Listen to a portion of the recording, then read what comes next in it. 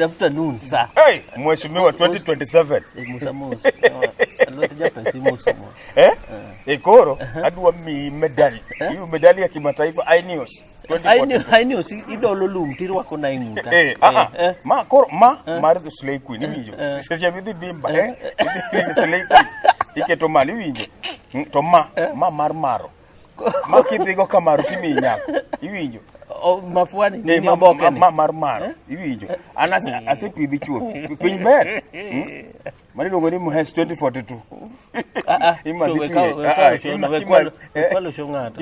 kwalo show jomoko pa nang'o miyo donro social media kan gi issue kodi okacha mitir waket gi present gi piny mondo yes oro wachna koni imadhiti we no mano shona kikikwal so wan gima watim wapo loko gi kisungu mondo ko jogi ng'ewa art is just art art went jogi kiawa these people don't know us you are just listening us winja kidwa wer kidoluo one day I was walking so was sliding towards Ligega I'm meeting Lake Mboya I heard of some rumors Wasemoke Kendoliel and Gigi ja British MC Jakakamega Spandita Safugoto Ngiso Senior yes ang'o momiyo udwa kelo violence kata koko election matin ma Kibira gi mathin iwinjo koro gini ugo endere ka baba poko chopo Kibra to usechako goru kite what do you expect ipa nango ang'o miyo Mariga gi Kidi ngin jo Kibira wadwa mani wawuok kodu ngini Kibira stronghold mar Usemoke bedroom bedroom mar Usemoke please let's campaign in peace yes to binge siasa ka dhano riake siasa ngini nyarwako lawi Migori baba no sepuonjowa kineno ka ground racha enya Migori t-shirt kondele chapa mutu nini nigo emiwuoyo go ma boys gigo udhi goya batu goya mnipike tu pole pole msinifunjie magari sana iwinjo geodich loka no human is limited iwinjo Lupita no wacho ni no all dreams are valid iwinjo Obama wacho ni yes we can intidi karibu beti winjo ni morobe kikeli bedroom can be invaded how is that a slogan at any time ingenia nitie slogan moko makata angama I'm a sparring politician. Yes. You bet gi slogan mo. You go ni bedroom politician. Yes. Gik moko midhiga ni invade bedroom. Bedroom can be invaded. Anytime. Is that a slogan? You magi intellectual sayings. A bedroom can be invaded anytime. Yes, we bedroom can. 159. Yes, we can. 10 million strong.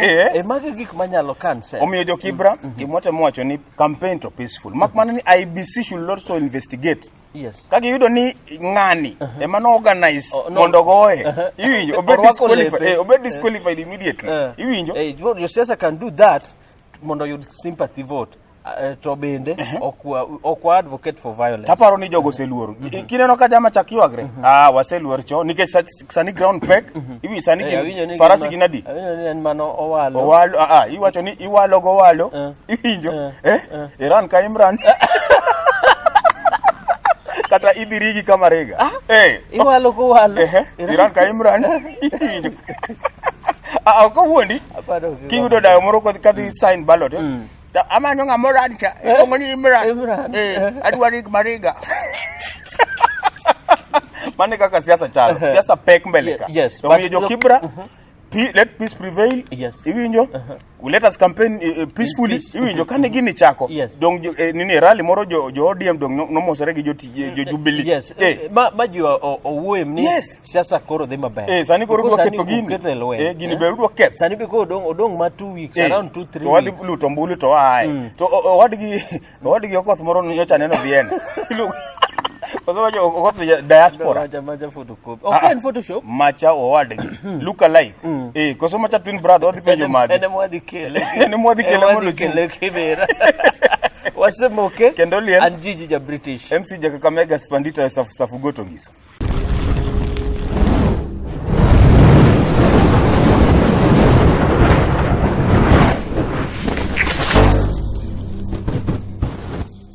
Yes. Wacho ni mama moro no ng'isi nango dayo ni moro ni Asumbi nyinge Ruenya but anene e wiya ka orwenya Dano no nyisa ni okay mano en number 1 fan koro dani mana sumbi ka in gi masumbi ka kanisa mo miluongo ni Bethlehem afwayo ne nyisa na Mose TV dani do no ka Mose ashika ni TV jakwara jo pengte jo boda ma Kisumu masabiki yote salamu mingi kutoka Homa Bay salama kwa tango salama mingi kutoka nini kutoka kwetu tango mimi leche kila par beda Mose winjo we tiyo gi gimo king'iyo one gi experts one live okay anago 159 ini go yadi one live sisi wote tutasimama sisi tutasimama 159 tulisimama sani ko mimi ni chuo gini ngiri gindo ko ma wat sabiro gi 59 anything iti mo sabiro gi 59 osemo ke be diran sa kiel gi 59 Waseboke Jiji ja British MC Kakamega spanditra safugoto ngiso nyocha wan gi liel to noki miya gimoro owadu no wang'o iya nga owadu mano owadu mane kaka inyalo weyo liel piny ma iti piny ni idhi neno ng'we iwinjo aonge gimoro iwinjo dong nyocha apako Raila nyocha apako baba iwinjo apako baba Obagwa iwinjo sani koro adhir number 2 sana ngi Ruto iwinjo tema pinyi ni kata ka in gi Ruto kata ka ero pesa ni inyawe minodi first wife kata kaka no break the news surely I've just lost my wife mane kaka one of my wives mane kaka watimi ni dwani mondo timo ngoywagi eka kutime polygamous even we in the polygamous society and set up iwinjo I've just lost of one of my wives because moko nitie koro mane kaka break news no ladies and gentlemen members of the press me watch kata kaka nuchako kode the first love yana ngo ikuongi pake koko wacho ni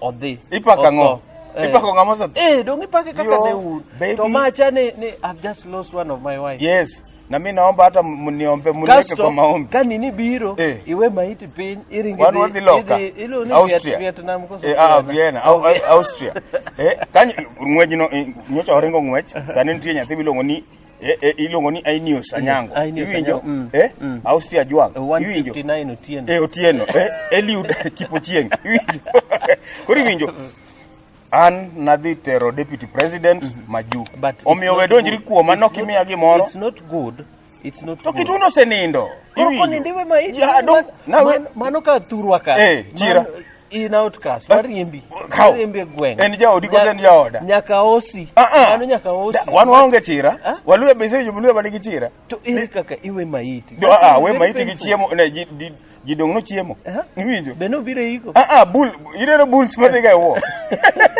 bulls na yanga di bulls adi ade angwen oromo jite to beno dhi iko dong ne iko so ika Austria nini wan ki private chopper iwinjo tu msamaria mwema tumefika hapa sisi tuko wengi tuko na matanga makbana ni jogo no go siasa mar mumias go siasa wach mumias mnakula mnatanganya watu mlikuwa kwa serikali mumias dongunego uchamo ngamonego mumias wan koso unu uchamo akikwadonja sasa penja no siasa no kikwadonja ngamonego miwani ene county man miwani dong ni Kisumo ana Homa Bay nigi kampuni adi achiel ma sukari industry and is doing fine kubati koro ugo wapiny mondo uactivate we kudonge miwani sanotho chemelel tho mron usani waonge kembe sukari wainyore mumias unego okniyo tho mego tho marwatu unego so ugima watim ka in gi liel respect the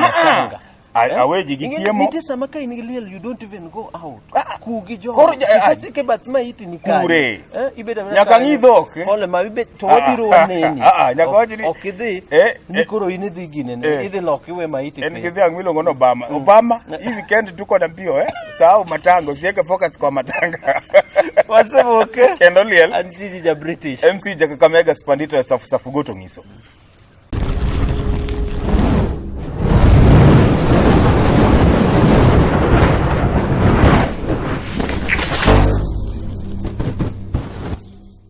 advise a director you can't have iPhone 10 and then iboy radio cassette. A radio cassette. What is this? You know, when you are a Luo, in the iPhone, nyaka jinede emblem. Yes, communication is better than accommodation. The emblem must be seen. Akidwa makosimu, as a Luo, for example. Okay, you win. Gini ndoko dwara ngo. Baro ni idwa kwaya pesa ka. Kasi gense yo weni ngolo mo iketo kika. Angolo keto kika. Matonga. To kain baba. Hello baba. Yes, right. Oding, yes, Bondo. Opoda. Ida. So, advice. Serious, communication. Yes. We want to see the emblem, please. Listen, nini, Apple Matunda. Radio cassette. In fact, let me throw it. Goro, Wasemoke, and Gigi the British. MC Jakakamega Spanito Safu Gotongis. Teach tire. Teach oktire. You want to teach tired? Teach oktire. Teach tire. In teach tire, okay, loco gidulu now. Iki uchomo geki sungu.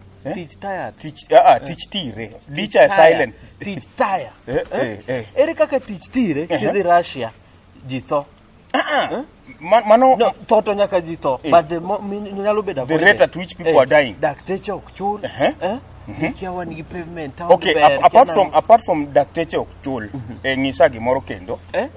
Ni kiawan pavement loss. Kataka dongo segolo.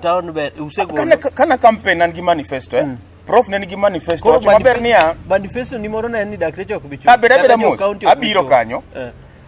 Daktari no ni prof no wacho ni kachok dump site iluongo ni got rangus inje iwinjo magolo koso kagolo street light nitie koso onge sani Kisumo rieny iwinjo kidonjo kata gi Slay Queen kala ne change kata ka simo lal binge gimoni Kisumo urban project coup binge koro ene motimo gigite kaunti poko timo na poko timo kata itime administration nga kiwinjo kitimo gimoro gi launch maseme kwani jo nyaka jo kidin projects will launch everywhere 1 sub counties iwinjo but udwa concentrate ko chaenya seme in kiudo telo sani joko gweno doge madhi benefit but not too much ki balance gi kane rangu maneni etelo iwinjo jomage mane benefit chief officers kan iwinjo directors kano CEC gima watim watine county wawe PR mang'eny PR doesn't work iwinjo sani Kisumo chalo Dubai ibesena no skyscraper ko gweno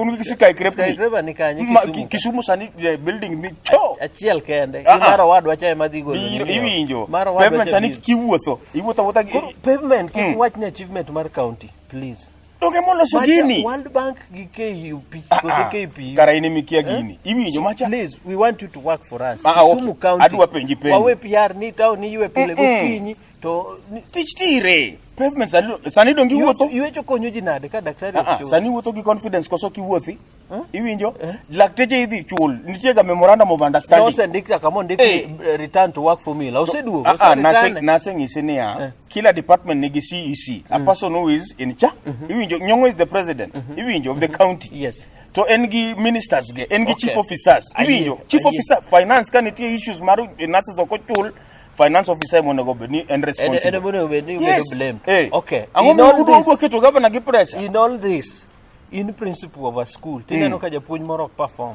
what do you do immediate transfer to dak transfer yakimie time mondo explain or explain himself to dakteche ok gine ne mar dakteche ni an we wuo gi jo Kisumu county kan serious maro koro jaoma be wuoyo gi jo Kisumo kogweno MCA loading 2042 gimateni jaki okay wuo gi jo Kisumo wa ingeni koro adwa advice jo Kisumo to kiseluongo Homabay to Homabay wote makombe more gi bas Kisumo nyalo pimo gi Homabay Homabay on gi pavement on gi skyscraper on gi kataka on gi airport stadium runway en gine runway en lum one gi international airport one gi lake iwinjo one gi port sani wagero the standard market kure market ma international standard monwa loya market to berndi wacha kwa gero stadium wagero uyugis be wasegere chiro koro wawe PR lakini PR wati agimonya ka wachi ni Kisumu en headquarter to tich tire iwinjo Kisumu kinyal pimo gi Siaya,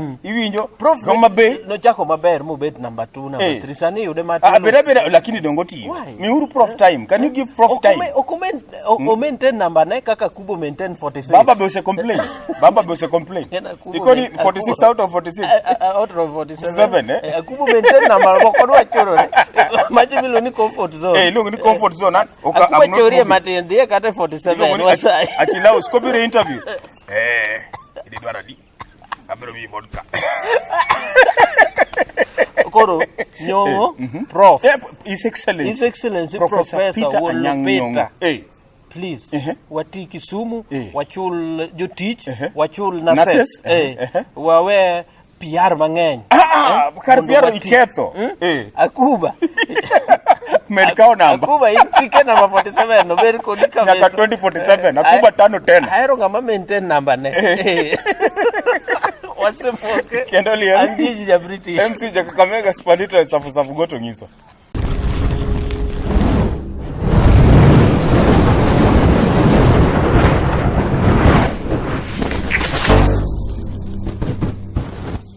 Ineo kaka Homa Bay. Kipchoge en wuod Homa Bay. Homa Bay maringo. Homa Bay kanye. Homa Bay maringo kendo wadwa ni ukedwa Ineos 159 magotieno. Iwinjo Angomo sani Kipchoge wacho no human is what? Is limited. Iwinjo. An gima dwa wacho kawuono. Jo Homa Bay mosebedo ka pondo. Ang'eti mbeu. Pondo kanye? Uringo gotieno. No, adwa ni wambukelnwa 159 challenge magotieno ma Homa Bay. Kendo betele gi chairman Jack Songo. Iluongo ni president. Jack Songo. Wan wanyako kata 140. Wasemoke. Kendo liel. Anjiji ja British. MC Kakamega Spandito safu goto ngiso. Why did Jesus? Nokoye ingeni Yesu nonengo embrace gimiluongo ni gender equity. Two-third gender rule. Yesu never used that. Why? Yesu ne riek. Jo puonjre te apagare. I've never heard of any Anyango Atieno. Why? Gini mana John. Nintie ma John. Paulo gini. John ne mloya. Ma John ne jaluo. Si you John manetisa ni. Macha ne jaluo. Mane jaluo. Koro anjulwa Judas to ne reure. Julwa reyo mangemo ma. Madu jaluo maduong manogo Goliath chidija. Nilonge nenga. Daudi. Mano ne wuod ginene ka. Jakondele. But obedo train Kondele. Kaso jaluo machielo. John. John mane The Baptist. Manutiso Yesu. Mano Lake Victoria. Uyoma. Side maro Uyoma. Iwinjo. Yesu was very brilliant. He was intellectually sharp. Iwinjo. Yes. Yesu nok dwa slay queen bute. Iwinjo. Yesu chok slay queen. Ngama miyo mago slay, gislay iwinjo. Pare ni Yesu cha idwa kwa fe ni haro. Hiwi vyangu inakamba ya Yesu. Leo mimi sioni kana enda Rohan. Nasikia tu kukula nguruwe hapo mchana. Unanibaia ama? Ingezo ni yaki Jesus leo ine minge kaka jogogo ni leo sisi imagine Yesu leo sijisikii kutembea sina palms. Unanitumia fare ya punda. Hivi jogiroke to Yesu tesere. Degi yolo Yesu. Yesu sulipe hii bill ni kidogo sana. Yaani huwezi lipata mzinga. Hivi jogi Yesu ne riek. Ingeni jo machuo kidhigo kamoro ginga discipline. Giwuok piyo. Kata ginga discipline. Koro pani Yesu gini dwa dhi Jerusalem. Jopuonjre osebet rite. Koka nini jopuonjre mamine dwa rwakore. Imagine Yesu sina makeup. Ebu tuma mse wa boda hapo. Kama kuna punda tuma ngamia. Yesu ne riek. Emomio nyiri sani chandowa. Yes. Kidwa survive, kidhi party, housewarming, iwinjo bridal shower, iwinjo funeral party mang'eny ma dhigijo machuo. Kikao jama, iwu director, mawuotho gi kaset ni simu. Iwinjo kikao ka director. Uchomo go wuoth, muzinga di. To okoladre okogo koko. Lakini ngama miyo. Kwani misi kunywangi choose everything. Kar mondo jio madhurungi idwa kwai Vodotski yakiani Kepinski. Chalka gi nyako moro chwanyi weekend mokalo. Awacha ni Yesu was very intelligent and intellectual. Hapa ni hinyori. Kaki ko jogi ni hinyori. Bill Bill ongezea talipa. Hivi umadho gik shilling 100 bara bill biro mar 5000 Omadhi alufa de okan yani mano for example emomiyo dong ni penja penja kor bane momiyo Yesu nokochuno Yesu ne onge disciple mangama mi time wasted ka wadhi Jerusalem kasto kani kor igure ni akisi I can't imagine tulikuwa na Yesu roho jana na leo ako pale kwa bao no Wasemoke Kendoliel Andi jija British Ensi jaga kamega spalito samu gotongis